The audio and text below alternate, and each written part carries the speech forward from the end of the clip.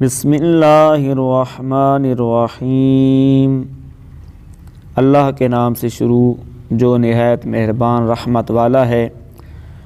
یا ایھا الناس اعبدوا ربکم الذی خلقکم والذین من قبلکم لعلکم تتقون۔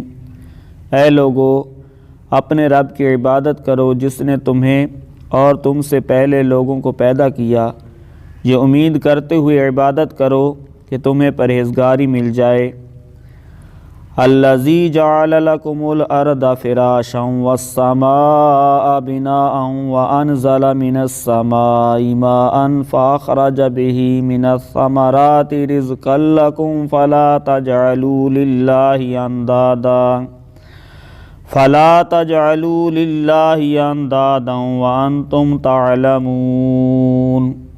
جس نے تمہارے لیے زمین کو بچھونا اور آسمان کو چھت بنایا، اور اس نے آسمان سے پانی اتارا، پھر اس پانی کے ذریعے تمہارے کھانے کے لیے کئی پھل پیدا کیے، تو تم جان بوجھ کر اللہ کے شریک نہ بناؤ۔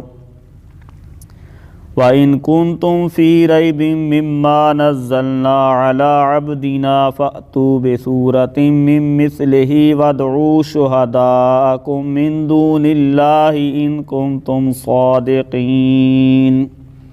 اور اگر تمہیں اس کتاب کے بارے میں کوئی شک ہو جو ہم نے اپنے خاص بندے پر نازل کی ہے، تو تم اس جیسی ایک صورت بنا لاؤ، اور اللہ کے علاوہ اپنے سب مددگاروں کو بلا لو اگر تم سچے ہو۔ فَإِن لَّمْ تَفْعَلُوا وَلَن تَفْعَلُوا فَاتَّقُوا النَّارَ الَّتِي وَقُودُهَا النَّاسُ وَالْحِجَارَةُ أُعِدَّتْ لِلْكَافِرِينَ۔